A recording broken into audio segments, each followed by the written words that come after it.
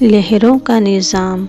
کائنات میں موجود ہر شے لہروں کے تانے بانے پر قائم ہے اور یہ لہریں نور کے اوپر قائم ہیں۔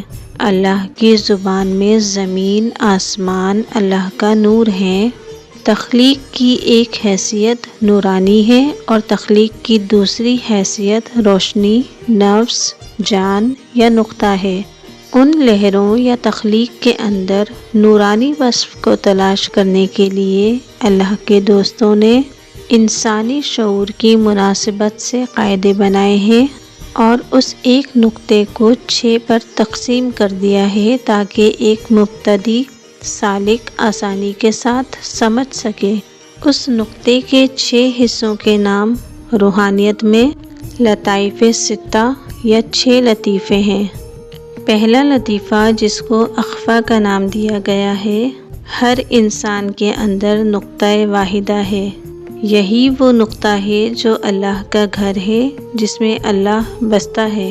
جس نقطے کے اوپر براہ راست اللہ کی تجلیات کا نزول ہوتا ہے، یہی وہ نقطہ ہے جس کے اندر داخل ہو جانے سے انسان کائنات کے اندر جاری و ساری نظام میں داخل ہو جاتا ہے اور کائنات کے اوپر اس کی حکومت قائم ہو جاتی ہے۔ یہی وہ نقطہ ہے جس میں داخل ہونے کے بعد اللہ کا یہ ارشاد سمجھ میں آ جاتا ہے کہ ہم نے تمہارے لیے آسمانوں میں، زمین میں جو کچھ ہے سب کا سب مسخر کر دیا ہے، یعنی آسمانوں اور زمین میں جو کچھ ہے وہ سب کا سب تمہارا محکوم ہے، تم اس کے حاکم ہو۔ اور اس ارشاد کی تفصیل یہ سامنے آتی ہے کہ ہم نے تمہارے لیے سورج کو مسخر کر دیا، چاند کو مسخر کر دیا، ستاروں کو مسخر کر دیا۔ مسخر ہونے سے یہ مطلب نکالا جاتا ہے کہ چاند اور سورج کو اللہ نے مخلوق کی خدمت کے لیے ایک ڈیوٹی تفویض کی ہے۔ یہ بات ان کے فرائض میں شامل ہے کہ وہ اللہ کی مخلوق کی خدمت بجا لائیں۔ چاند ہو، سورج ہو، ستارے ہوں، ہوا ہو، پانی ہو، گیس ہو، درخت ہوں، حیوانات ہوں، نباتات ہوں، جمادات ہوں، سب انسان کی خدمت گزاری میں مصروف ہیں۔